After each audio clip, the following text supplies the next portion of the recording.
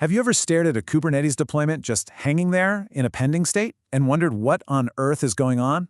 Yep, we've all been there. Well, if that sounds familiar, this one's for you. Today, we are diving into a practical playbook to turn that deployment frustration into, well, fluency. First, we'll tackle those initial deployment failures, the ones that stop you right out of the gate. Then we're going to decode those super common, kind of cryptic error messages.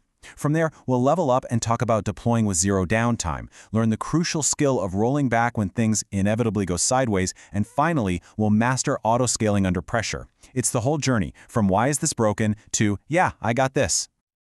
All right, first up, that heart-stopping moment. You hit deploy, you're expecting magic, and instead, you get nothing. Just silence. This is where so many of us hit our first major roadblock with Kubernetes. So you're in that exact spot. Your app is stuck, your pods are not running, and the pressure is on. What's your first move? What do? Let's build a simple, methodical way to attack this problem every single time. The key is to start by actually listening to what Kubernetes is trying to tell you. And two of the most common things you'll hear are crash loop backoff and image backoff. They sound kind of similar, I know, but trust me, they mean totally different things. Okay, so here's the absolute key difference. Crash loop backoff means your application code has a problem. The container started, but something in your code made it fall over immediately. On the other hand, image pull backoff is all about configuration. Kubernetes can't even find or access your container image to begin with. Your code hasn't even had a chance to run yet. One is an engine problem, the other is you can't even find the keys to the car.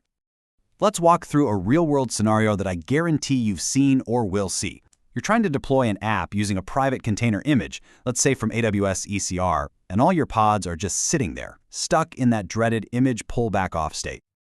Your first move, your best friend in this situation, should always be kube control describe pod. This command is your window. It shows you the event log, and that log almost always tells you exactly why it's failing. Now, if it were a crash loop backoff, you'd check the logs next. But for our image pull back off, the describe command is everything. It'll probably say something like, failed to pull image because of an authentication error, pointing you right at the cause, maybe a typo in the image name, or, like in our scenario, missing credentials. So how do we fix it? It's a pretty straightforward two-step play. First, you create a special kind of Kubernetes secret, a Docker registry secret, and you feed it your credentials. Then, and this is the part everyone forgets, you have to actually tell your deployment to use that secret. You do that by adding the image pull secrets field right into your spec, and boom, problem solved. Now here's a pro tip that will save you so many headaches down the road. Get religious about using liveness and readiness probes. Think of it like this. A liveness probe is a heartbeat check. It tells Kubernetes, hey, is this container even alive? The readiness probe asks, okay, you're alive, but are you actually ready to take traffic? Using both is absolutely essential for building resilient apps. All right, so we've put out the fire, our deployment's up and running, now it's time to level up. Let's talk about updating a live application without a single user ever noticing. This is the fine art of the zero downtime deployment. Kubernetes is pretty smart about this right out of the box. Its default strategy is called a rolling update, and it's beautiful. It carefully brings up a new pod, waits for that pod to pass its readiness probe, to give the all clear, and only then does it take down one of the old ones. This graceful, one-by-one handover is the magic behind zero downtime. But hey, rolling updates aren't the only game in town. You've got options.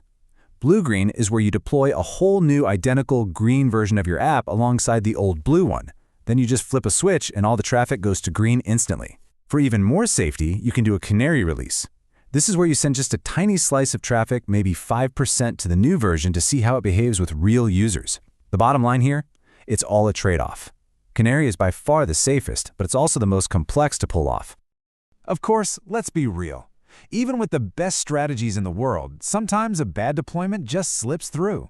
So, the next critical skill in our playbook is knowing how to hit the undo button, and fast. So why do these rollouts get stuck? Well, 9 times out of 10, it's one of these usual suspects. It's almost always a configuration problem. Maybe a bad environment variable, a missing secret, a key that's not in a config map, or the app just can't talk to the database. When a rollout stalls, this is your checklist. And this right here is your magic wand, your get-out-of-jail-free card. This one simple command, kubectl rollout undo, Tells Kubernetes to forget what just happened and immediately revert the deployment back to the last version that was working. It is the fastest way to restore service and buy yourself time to figure out what went wrong. All right, for our last chapter, let's talk about a good problem to have. Your app is so popular that you are getting slammed with traffic. How do you handle that without breaking a sweat? This is where autoscaling becomes your superpower. So let's picture it. It's a huge sales event. You just launched a new promotion, and the traffic is going through the roof. Your application pods are getting overwhelmed. The system has to respond, and it has to do it automatically, right now.